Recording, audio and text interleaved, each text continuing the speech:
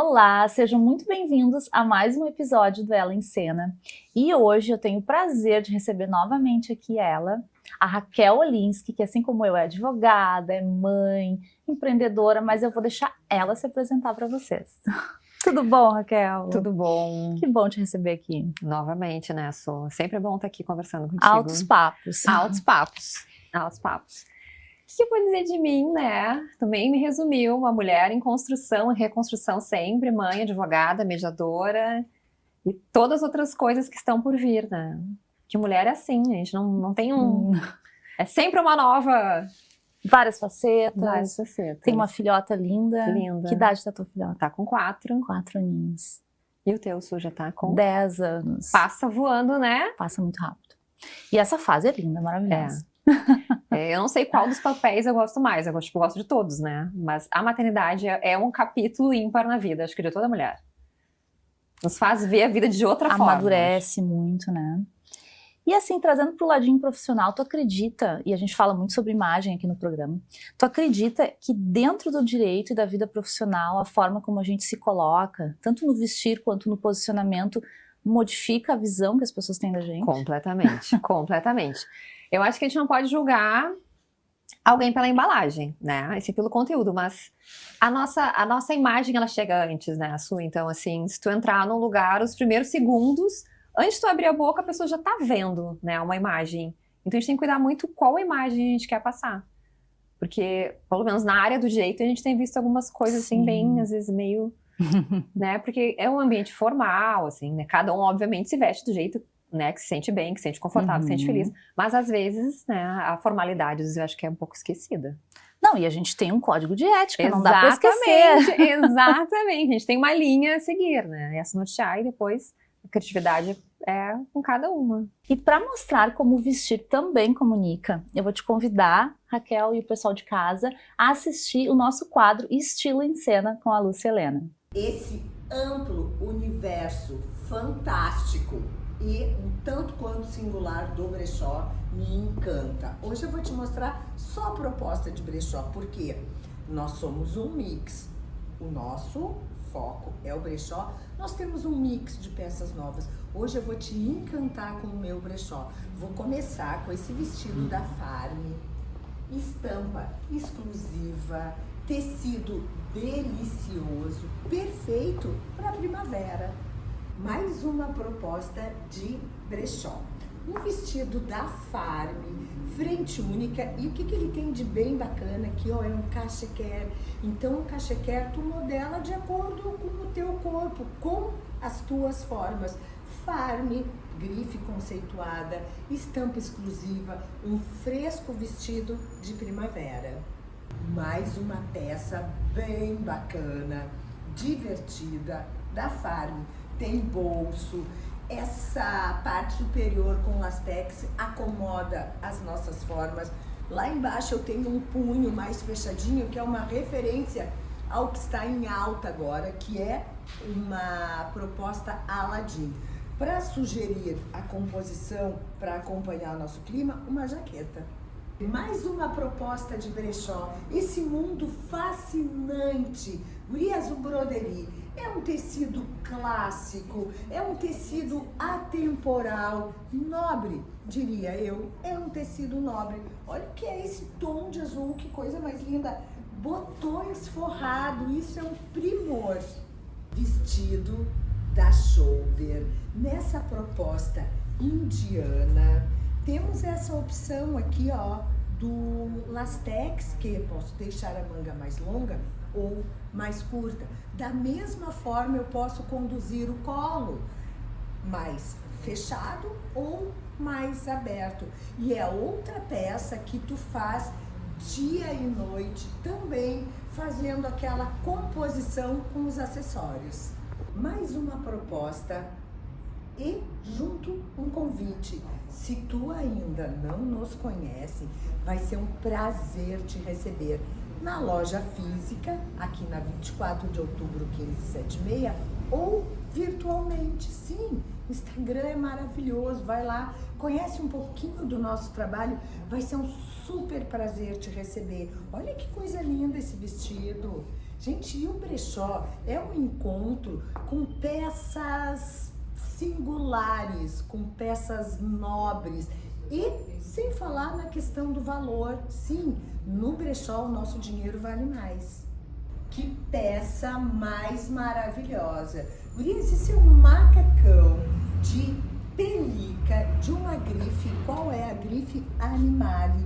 Aquele tom de marsala, que é uma cor muito classuda. Olha que peça maravilhosa.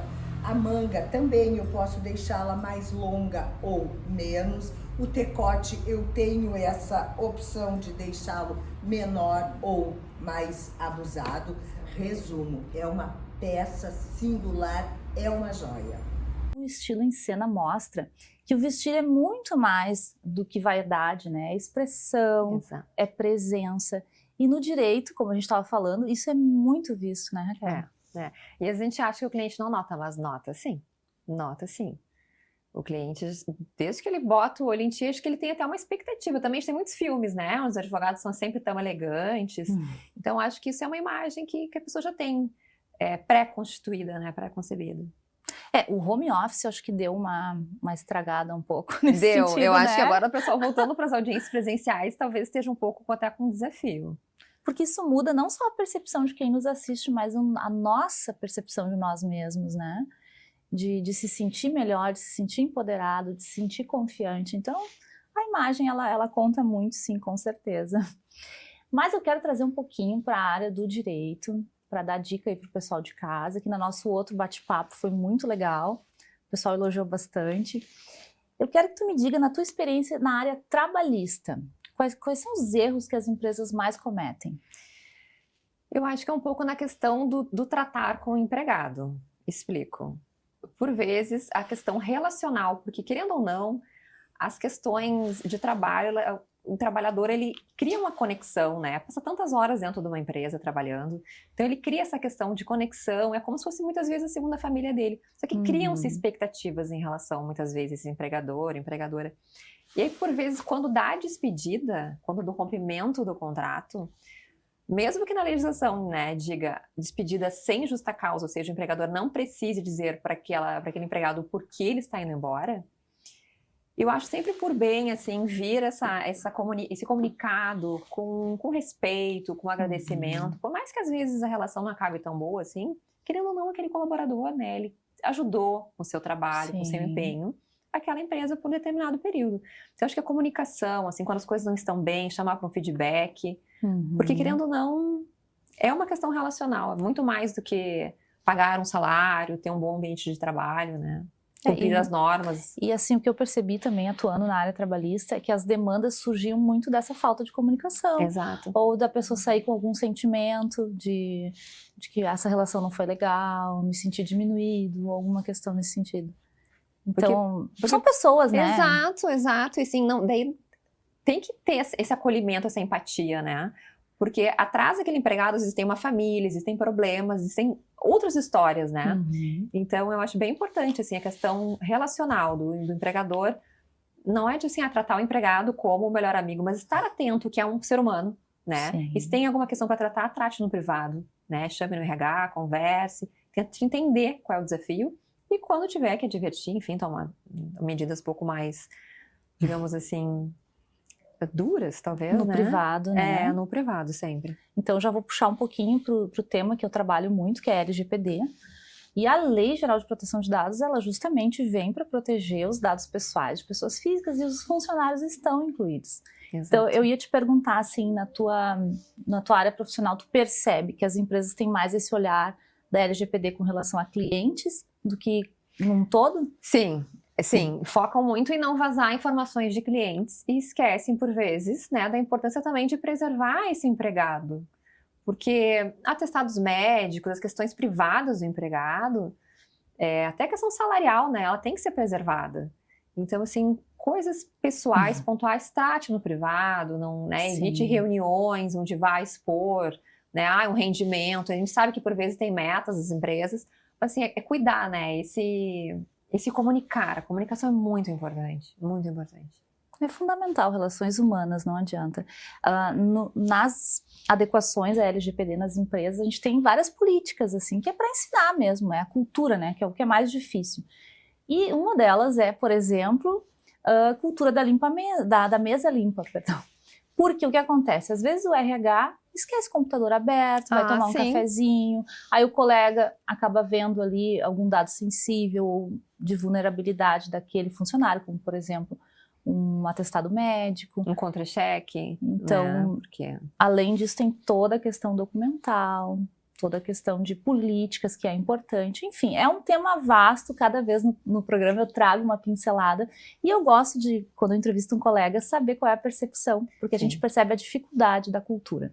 E depois alertar, né, que por vezes depois pode vir uma indenização, um pedido, né, uma reclamatória trabalhista com pedido de indenização por dano moral. Sim. Né, por vazamento de dados, é bem importante. Eu já verifiquei algumas ações trabalhistas com motivo de pedir ali também relacionado à LGPD. Então aí, um pontinho de atenção, né? Sim, sempre. E na dúvida, né, contate um advogado, tire suas dúvidas, porque não adianta ir pro ChatGPT, porque depois... Não, gente, por favor. O ChatGPT ajuda muito. Ajuda. Em tarefas, assim, né, pra gente que produz conteúdo, pra essa parte maravilhosa, mas jurídico, não.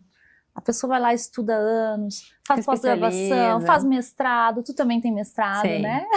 Então, gente, a gente tem a experiência, e fora a experiência de anos Exato. aí na advocacia. Então, não é melhor consultar sempre um profissional. E tu também, Raquel, tá atuando na área de família. sim. Que é, eu acredito, uma área bem desafiadora. Muito.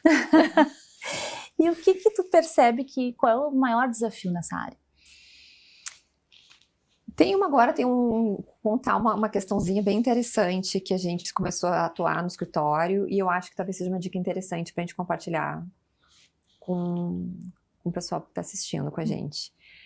Contrato de namoro. Já ouviu falar? Por cima? Sim. Então, vamos lá. O contrato de namoro é uma ferramenta nova, tá? Que até no Dia dos Namorados o escritório teve um movimento interessante. Por que surgiu essa ideia, né? Por que a gente dá essa alternativa, por vezes, para os clientes? Porque a questão da união estável, né? Às vezes começa e as partes nem percebem, né? Quando já estão morando juntos, já estão convivendo sem saber, né? Dessa questão de risco patrimonial, enfim. E o contrato de namoro ele vem justamente para prevenir essa união estável não desejada, talvez, não planejada, né? Eu acho que assim, quanto mais planejamento, menos risco, menos incomodação. Com certeza. É que no início ninguém pensa Na hora muito, do né? amor, tá tudo bem, ninguém se incomoda com nada. Não, Agora... O problema é se der problema. Exato, entendeu? Quando os afetos começam a ser desafetos, aí sim é um problema. Então, o contrato de namoro é uma ideia que o pessoal está começando a utilizar, assim, não de ferramenta, mas enfim, é um contrato que visa, né, expressar publicamente que esse relacionamento, ele não é uma união estável. E como é que se explica? Vou explicar um pouquinho assim, diz que, né, publicamente, leva depois para registrar no cartório, que é um namoro que não tem fins, não tem interesse em constituir família, pelo menos não neste momento.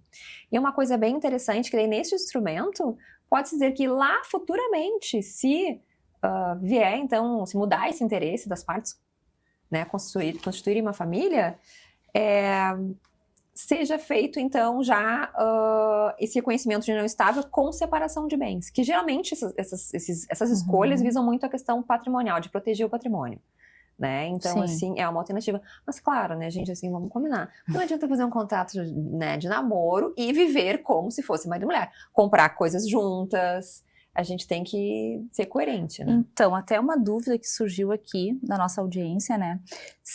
Primeiro, se não era um mito jurídico, então a gente já viu que não, que está sendo bem usual, inclusive, mas e o tempo desse contrato de namoro? É até mudar a intenção? Não, tipo assim, ele começa com essa proteção, tipo assim, olha, hoje nós não queremos, mas se futuramente nós viermos, né, mais pra frente, decidir e mudar essa vontade, né, Então, desde já, essa união estável, porque acontece o regime de união estável com comunhão parcial de bens, né? Então, assim, o que está sendo constituído lá na frente pode ser dividido. Então, no contrato de namoro, tu já pode dizer, olha, se lá na frente a gente mudar de ideia, a gente quer o outro regime jurídico, talvez de separação total de bens. Então, as partes estão resguardadas em relação ao seu patrimônio. Só que, claro, assim, né? Não adianta botar no papel e não seguir aquilo. Então, assim, e se acontece, por exemplo, no meio do caminho, tendo esse contrato de namoro, morar juntos? pode, não tem problema, Tranquilo. não tem problema. Né? E até porque, tipo, se lá na frente, ou se vierem a discutir, não, mas era uma união estável, mas já está declarado que é uma... E aí, mas aí isso tem que ficar claro, por isso que eu digo, contate Complicado, né? um advogado, não vai lá no Google, faça qualquer porque coisa. tem várias questões, né? Até eu imagino assim no caso de morte, por exemplo. Exato. Então são muitas questões jurídicas a serem resolvidas. Exato. E o direito acompanha os fatos. Então a gente tem que ter consciência que os fatos mudaram, a gente tem que adaptar, né, as regras a tudo isso. Se a Raquel não fosse advogada, o que seria, Raquel? Advogada. Eu nasci para ser advogada. Não, é que assim, eu acho que é muito a minha vocação. Eu já até tentei fugir, confesso. Tentei, mas é que eu tenho essa coisa com a justiça. A injustiça me incomoda muito, muito. Então, assim, eu quando começo a ver algumas situações, já começa a borbulhar, assim. Então, eu... Compra a causa, veste a camiseta. Total. Muitas vezes sem procuração, inclusive. Perigo. E tu, Su? Então, eu assim... Eu já várias vezes tentei fugir também do direito. Tive negócio, empreendi, sou empresária, mas porque eu tinha aquela visão do direito, aquela parte de ficar sentadinha, fazendo petição, muito introspectiva, não me fazia vibrar. Mas o direito não é só isso, Não. O direito é interações infinitas humanas, possibilidades. São infinitas possibilidades. E eu levei mais para esse lado mais pessoal, de estratégia de cliente. E agora, como comunicadora, então eu estou muito feliz. Exato. Voltei a me apaixonar pela minha profissão. Já é um tempinho aí, né? Sim. Estamos na estrada do direito. Um rico de um tempo. Muita experiência. Exato. E agora, o que eu pergunto para essa mulher? O que vocês querem saber? Ai, medo. Vamos lá. Para a Raquel se sentir equilibrada, assim, tem alguma rotina, alguma filosofia? O que tu faz para ficar bem?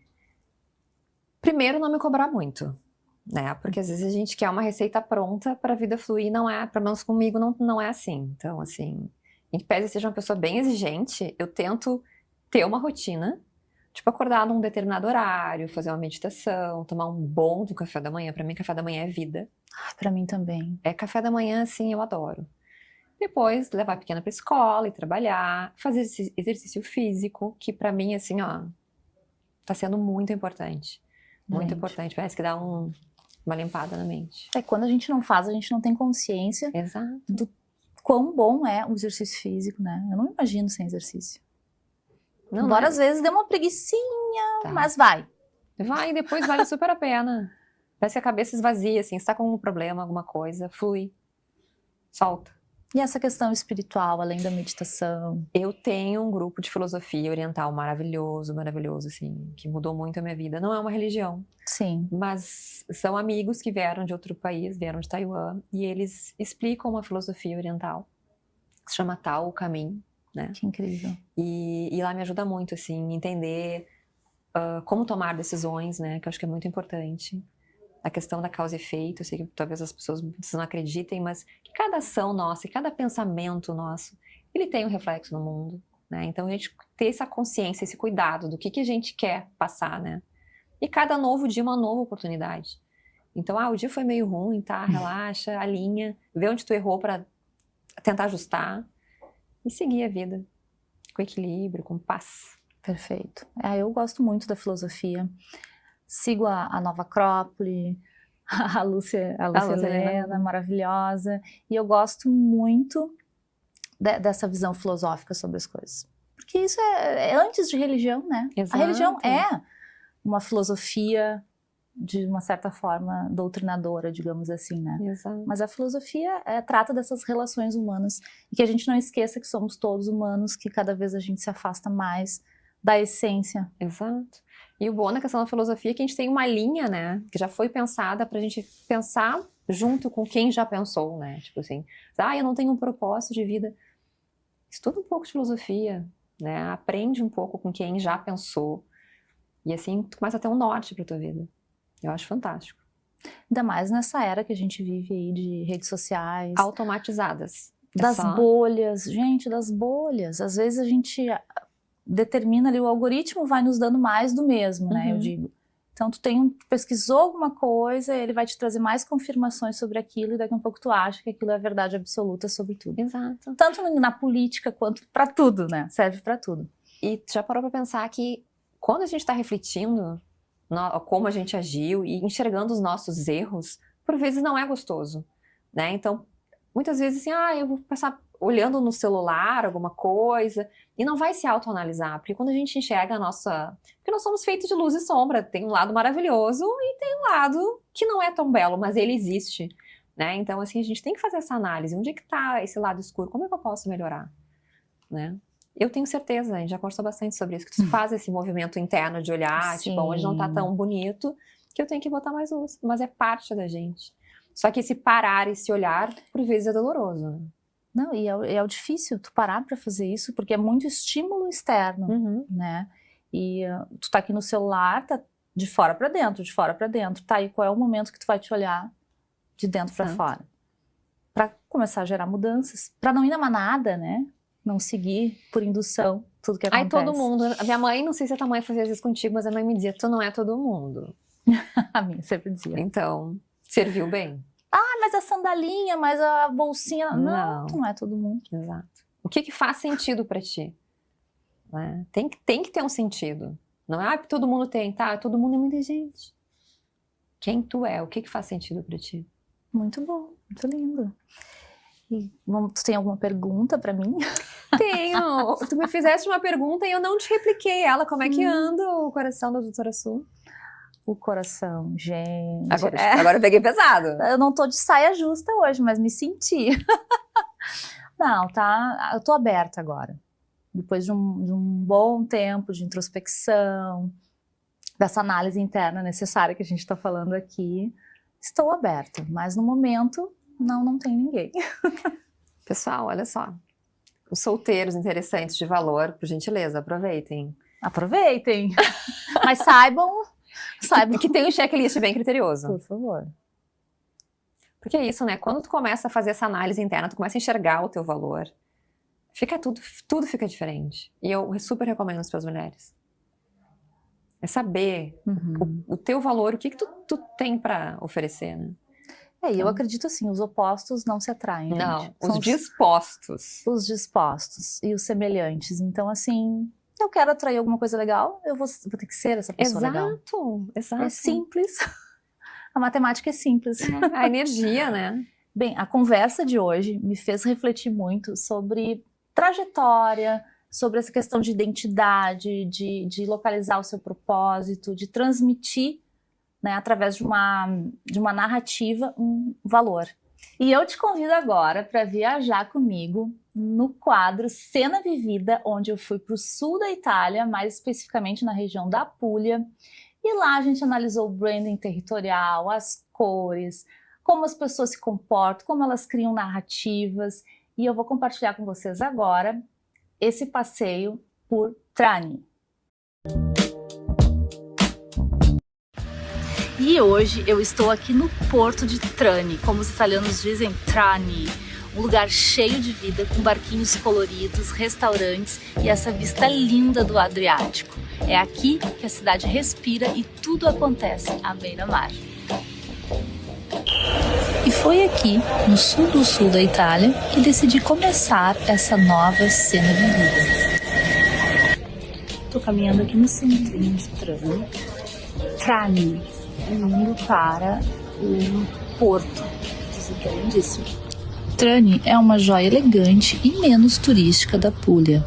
É localizado na costa do Mar Adriático, que é entre Bari e Barletta. É uma cidade histórica, refinada e cheia de charme mediterrâneo. Perfeita para quem gosta de beleza autêntica e estética cinematográfica. Essa cidade floresceu sobretudo na Idade Média, quando era um importante porto comercial conectado ao Oriente. A cidade foi ponto estratégico durante as cruzadas e chegou a ser um dos portos mais ricos e movimentados do Adriático. Essa influência histórica deixou marcas na arquitetura, na cultura e no ritmo elegante da cidade. Eu pedi o friselle, que é típico dessa região aqui da Puglia. E é gigante, eu ainda pedi mais, pasta ao fruto del mare. A cidade tem uma cena gastronômica discreta, mas muito refinada, com frutos do mar fresquíssimos e pratos típicos puglieses. Um dos ícones da cidade é a Catedral de Trani, construída entre os séculos XI e XIII, bem à beira-mar. É um dos melhores exemplos da arquitetura romântica da Puglia. E à noite ela fica iluminada e o reflexo na água é mágico. Então, como vocês viram, essa nossa primeira parada foi em Trani, que nos lembra como que a beleza também pode gerar valor. E eu quero aproveitar, infelizmente a gente está se encaminhando para o final, eu queria que a Raquel deixasse alguma mensagem para as pessoas, principalmente para aquelas mulheres que talvez se identificaram conosco nesse episódio. Bom, isso foi tão rápido hoje, né? Tão maravilhoso. Então, o que eu posso dizer é que não se limitem, né? Eu gosto de uma frase que é até bem engraçada: quem tem limite é município. Então, assim, Muito bom.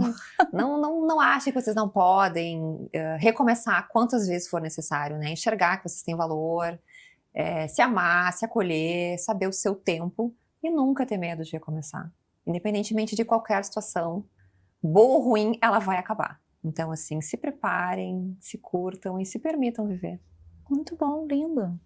Obrigada, Raquel. Obrigada por compartilhar conosco a tua trajetória, a tua percepção de vida, as curiosidades, que foi muito legal.